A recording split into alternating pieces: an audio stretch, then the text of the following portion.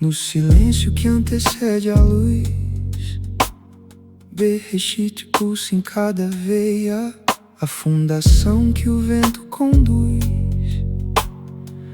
onde a alma enfim se semeia. Não é medo que me faz dobrar, é o assombro de te ver chegar.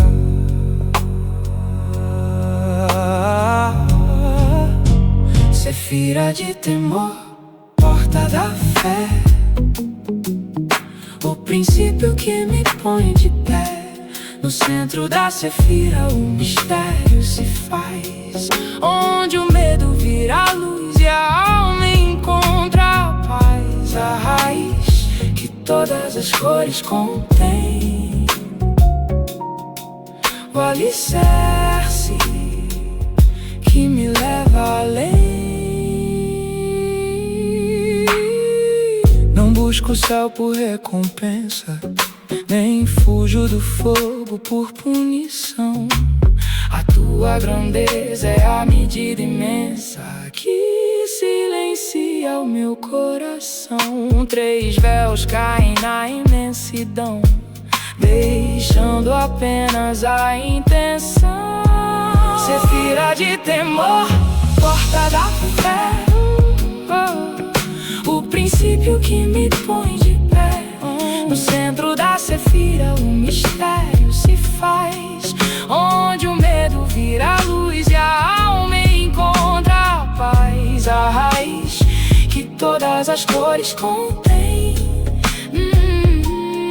o alicerce que me leva além.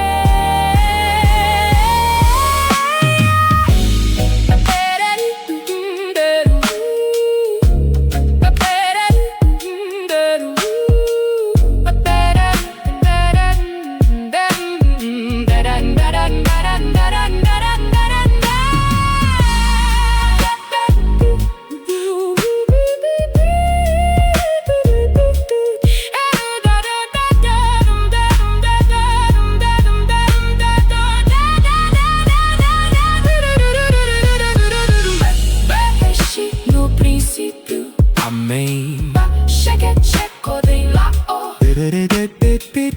Bereshit poim bekolvaridi Ayesoche Haru armovila Eifo sheha neshama nizraat Zat loira shemagnia Oti zeha beleliro totra Sefira lira shara emuna Areshit shemamida Oti bemerkaza Sefira hasod nivra Eifo sheha ira hoferet leor Ha-shore shemeriu et kohat zevaim Ha-yesod shelo kiaroti hala Lo merabi shamayim bishvil sakar Velo borear meha esh bishvil anesh Gedula trahi hamida ha'atzuma Shimashtika et libi Bereshit Para Elohim.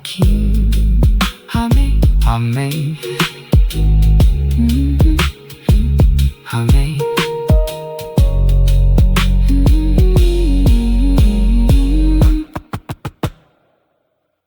Quando a gente imagina abrir o livro mais lido e debatido de toda a história humana, é o Gênesis.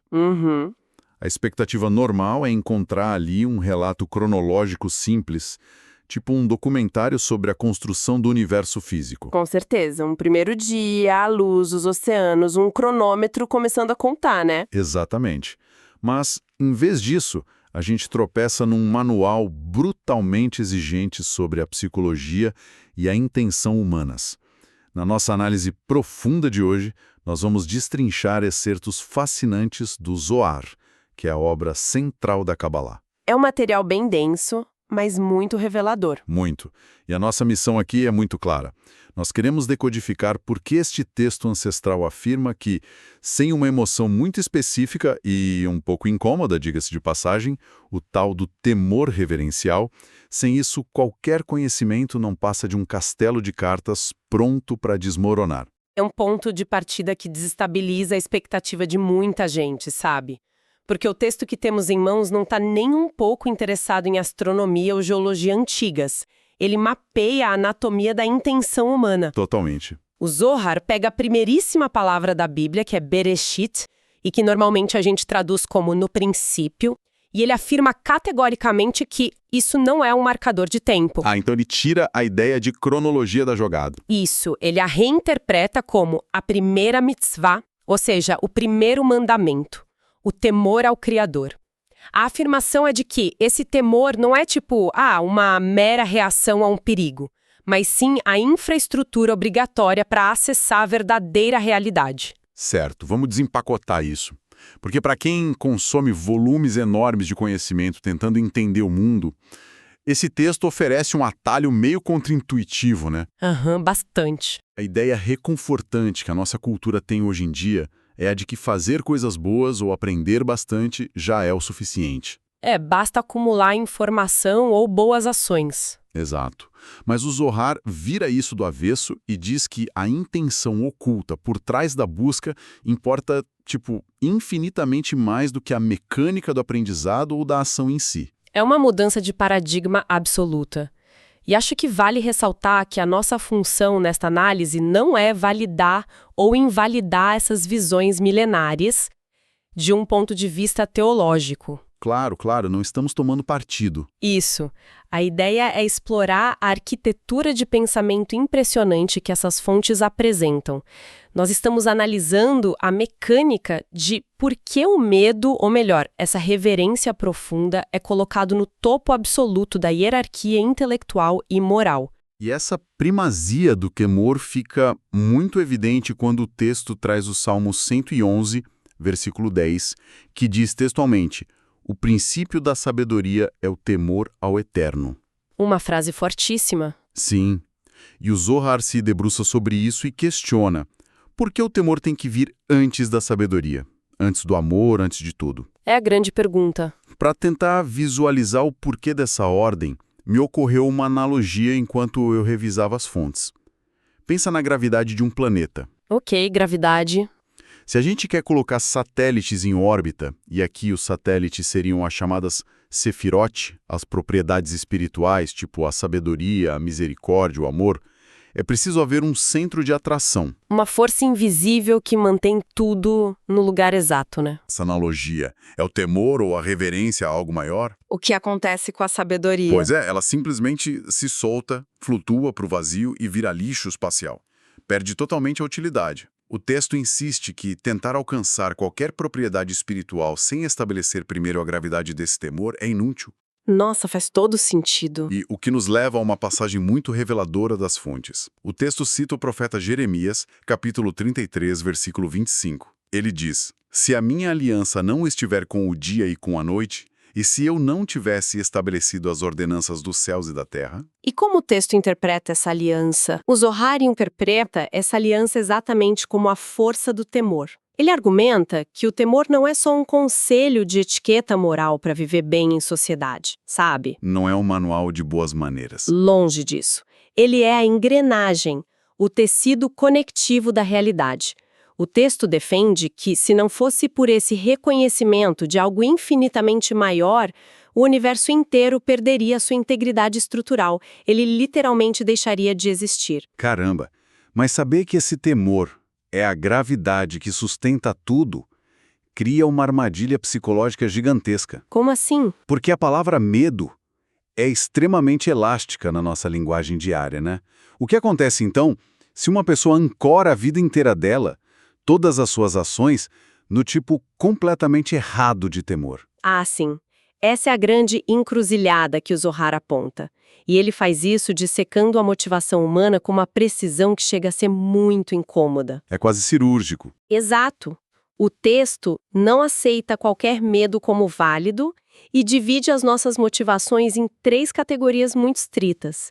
E o detalhe, ele rejeita completamente as 2 primeiras. Vamos passar por elas para quem está nos ouvindo. O texto detalha que o primeiro tipo é o medo de perdas neste mundo material. As coisas do dia a dia. Sim. É o medo da doença, o medo de perder o emprego, de ficar pobre, ou até o pavor de que os próprios filhos sofram ou morram. Que é um medo super comum. Sim. Daí o segundo tipo já entra na esfera do mundo vindouro, o medo da punição após a morte, que é o clássico pavor do inferno. Certo. O texto afirma que esses dois tipos de temor são sem raiz. Ele diz que apenas o terceiro tipo, que é um verdadeiro assombro perante a grandeza e a onipotência do Criador, onde o foco está totalmente fora do indivíduo, só este possui uma base real. E é aí que a maioria de nós, operando na vida cotidiana, sofre um golpe direto, né? Com certeza. Porque, quase tudo que a gente faz se baseia em evitar dor ou buscar algum tipo de recompensa. E aqui eu preciso fazer um questionamento profundo, em nome de qualquer pessoa que nos ouça. Porque quando a gente lê isso, soa quase insensível. É verdade, pode soar frio. Não é um imperativo biológico, natural e até belo querer proteger a própria família da doença. Temer pelo bem-estar dos filhos não é tipo a base da nossa civilização. É a primeira coisa que vem à mente. Pois é, então por que um texto focado na elevação espiritual classificaria algo tão devotado como um temor sem raiz ou vazio? O que é fascinante aqui é observar esse padrão. O Zohar não está dizendo que o instinto de sobrevivência biológica é inútil no plano físico. Ah, entendi. O foco dele é outro. Exato, ele está analisando o mecanismo da evolução espiritual. E ele aponta para a mecânica de algo que a Kabbalah chama de vontade de receber prazer. O texto explica que esses dois primeiros medos são motores puramente transacionais. Uma troca, né? Isso. Se alguém age de forma correta, ajuda os outros ou cumpre regras apenas para garantir que a sua família prospere ou para não sofrer no inferno, essa pessoa está, no fundo, operando num sistema fechado de egoísmo. A causa primária da ação é o bem-estar dela mesma. É um comércio invisível. A pessoa não está maravilhada com o universo, ela está meio que negociando apólices de seguro com a realidade. Perfeitamente colocado. E o grande perigo disso é que cria a ilusão da ação. Ilusão da ação? Como assim? Ambas doam dinheiro, cumprem as leis, falam com educação, mas a primeira faz isso pelo pavor de perder o seu status social ou pelo medo do inferno. Tá, a motivação transacional. Isso. A segunda faz as mesmas exatas ações, mas movida por uma reverência genuína pela teia da vida, reconhecendo que nada daquilo pertence a ela. A mecânica externa é impecável em ambas, mas os motores internos são opostos. Nossa, e aqui é que a coisa fica realmente interessante, porque é nesse motor interno que mora o perigo do que o texto chama de excessiva observação mecânica. O piloto automático moral. Exato. Para ilustrar esse abismo entre os motores, o material traz uma citação fabulosa do rabino Baruch Aslag. Ah, essa citação é ótima. Ele define a mecânica do terceiro temor, o genuíno, dessa forma. Temor ao Criador é o desejo constante e desinteressado que é expresso num pensamento. Fiz eu tudo o que pude pelo Criador ou há alguma coisa a mais que eu posso fazer? O foco muda completamente. É 100% direcionado ao alto. Não existe espaço para a pergunta, sabe, o que eu ganho com isso? É a anulação total dessa vontade de receber. Mas chegar a esse nível de desprendimento, no qual a ação é movida puramente por reverência e não por necessidade, é um estado extremamente avançado. Com certeza.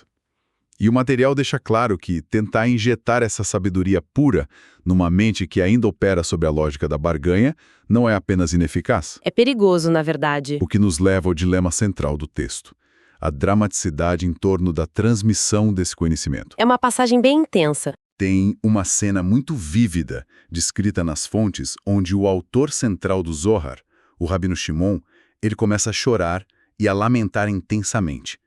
Ele se encontra num beco sem saída e diz, ai se eu revelo e ai se eu não revelo. Uma pressão absurda. Sim, a angústia dele nasce de um paradoxo. Se ele não ensinar o segredo do trabalho totalmente desinteressado, o conhecimento se perde na história.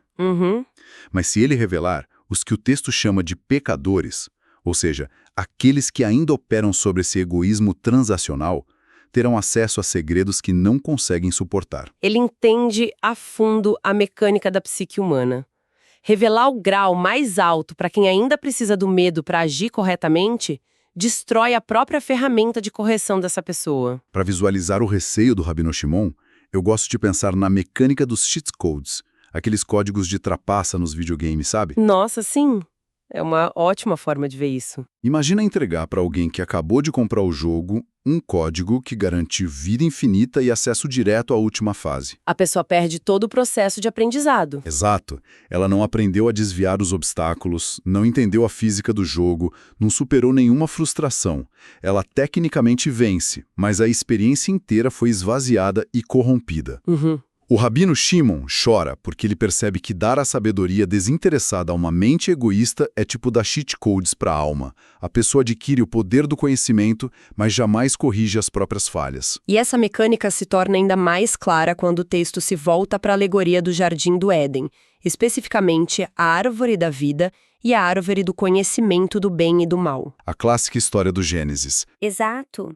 Em Gênesis 3, versículo 22, após a humanidade falhar, o Criador estabelece uma barreira. Ele bane Adão para que ele não pudesse comer da árvore da vida. E o Zohar explica o mecanismo por trás disso. Sim, e ele não vê isso como uma vingança, mas como um ato de preservação. Pensa num osso quebrado. Ok. Se o médico não realinhar o osso primeiro e simplesmente deixar que ele calcifique rapidamente, o osso vai se curar torto para sempre. A falha é eternizada. Exatamente. Se a humanidade tivesse acessado a árvore da vida, que é a sabedoria suprema, enquanto ainda estava corrompida pelo egoísmo e pela desobediência, A falha ficaria incorreta e eterna. isso mesmo. Portanto, para as pessoas que ainda estão desalinhadas, os chamados temores maus que discutimos antes, tipo o medo de perder o emprego, o medo da punição, a ansiedade, tudo isso serve como um andaime temporário. Um suporte. Isso. O medo é o chicote que obriga o ego a se curvar até que a mente esteja preparada para agir por pura reverência. Mas e se a pessoa nunca conseguir desmontar esse andaime? E se alguém passar a vida inteira construindo as suas ações mais nobres unicamente sobre essa fundação do medo puramente egoísta? Esse é o grande risco. O que o texto revela sobre esse cenário é de arrepiar. E é aqui que a gente entra na decodificação do que os primeiros versículos do Gênesis chamam de o caos original. Sim, a análise que o Zohar faz das palavras hebraicas de Gênesis 1, versículo 2, é um dos mergulhos psicológicos mais precisos e brutais de toda a Cabala. Lemos no início de tudo que a terra era sem forma, que em hebraico é tohu, e vazia, que é vohu, e havia trevas, roches, sobre a face do abismo. E o Espírito de Deus, Ruach Elohim, se movia sobre a face das águas. Uma imagem bem poética. Sim, tradicionalmente a gente pensa numa lama cósmica primordial.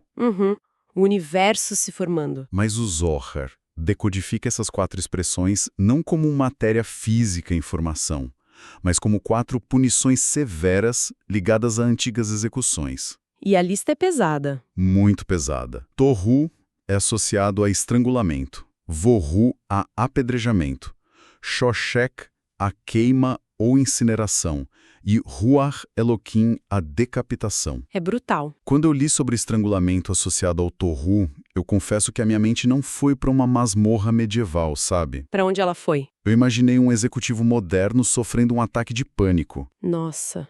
Alguém totalmente incapaz de respirar porque está aterrorizado com a possibilidade de falhar numa meta trimestral ou perder o status. É esse o tipo de corte que o texto sugere. Isso levanta uma questão importante.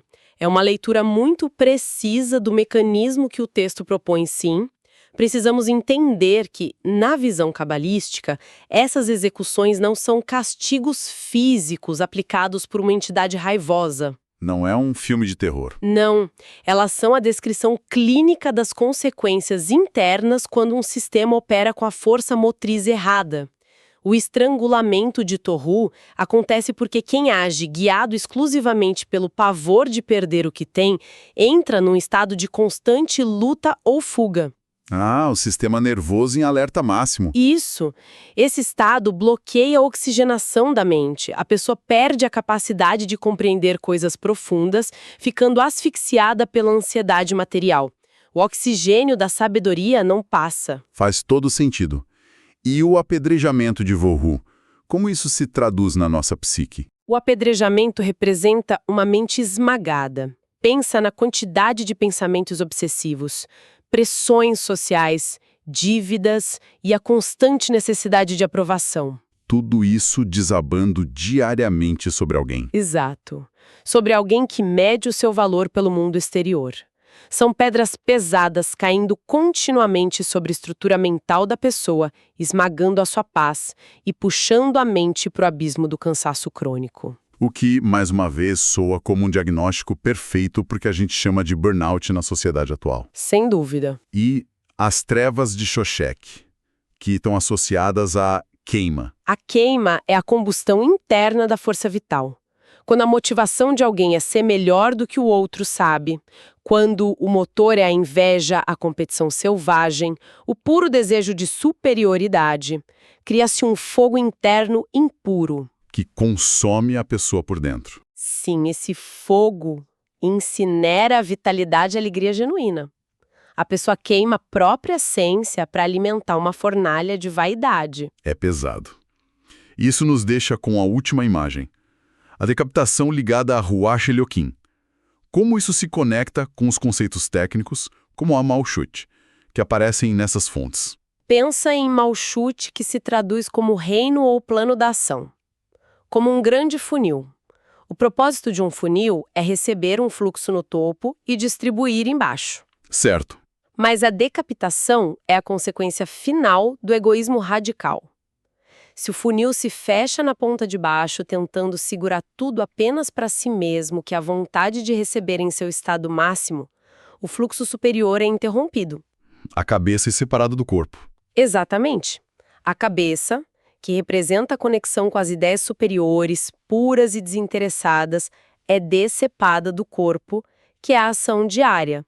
A pessoa passa a agir como um autômato decapitado. Ela produz, mas não tem vida. Ela produz muito, realiza grandes feitos mecânicos, mas está completamente desconectada da fonte da vida.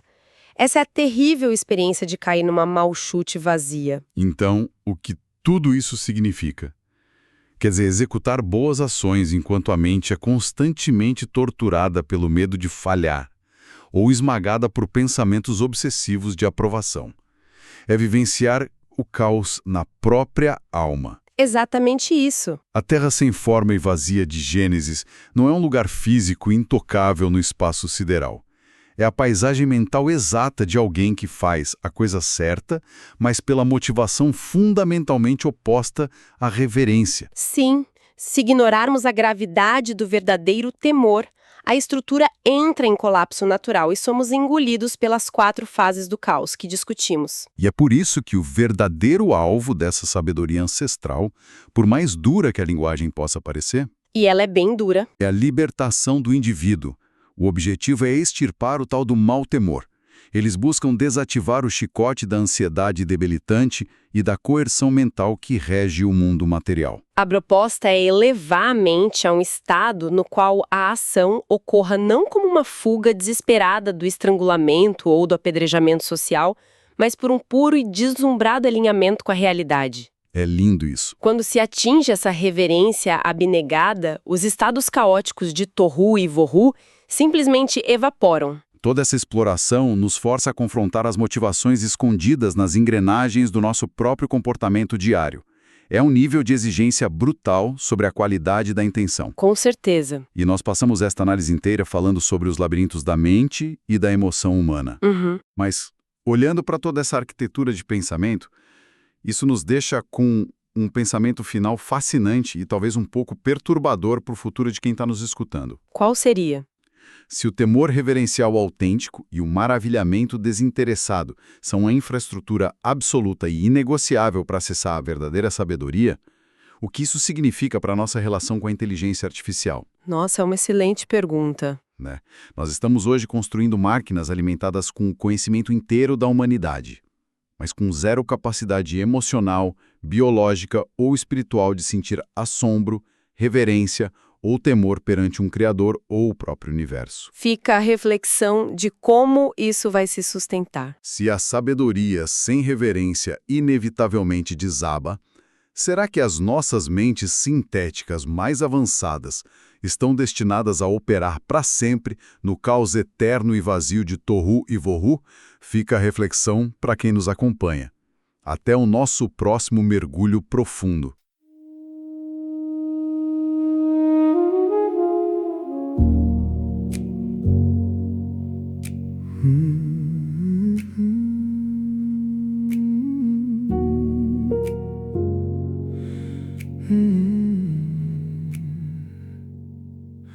No silêncio que antecede a luz, Bereshit pulsa em cada veia a fundação que o vento conduz, onde a alma enfim se semeia. Não é medo que me faz dobrar, é o assombro de te ver chegar.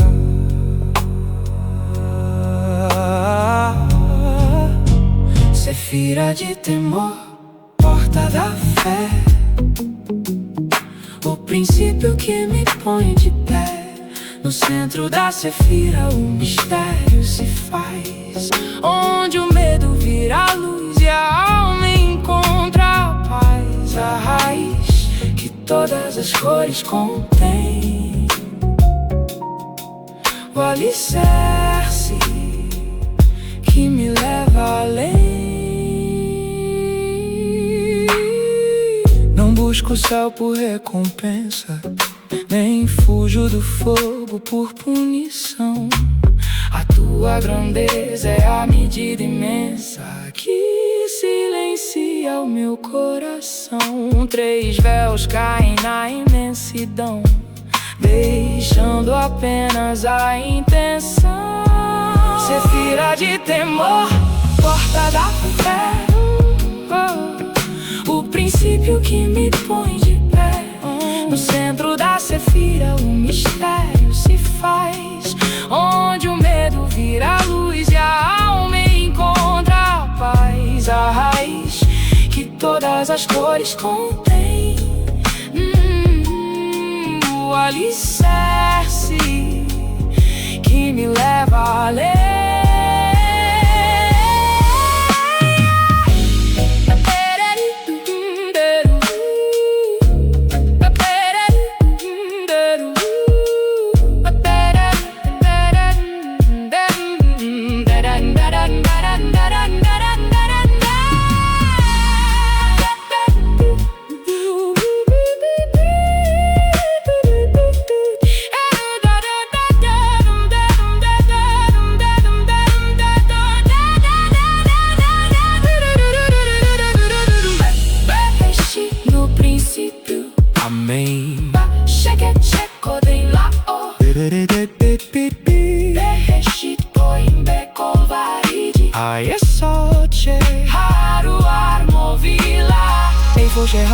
Neshama Nizrahat, Zat Loira, Shemagnia, Oti Zeha, Beleliro Totra, Sefira, Lira, Shara Emuna, Hareshit Shema Mida, Oti Bemerkaza, Sefira, Hasod Nivra, Eifu Shehaira, Hoferet Leor, Hashore Shemeriu, Et Kohat Zevaim, Hayesot Shelo Kiaroti Hala, Lo Merabi Shamaim Bishvil Sakar.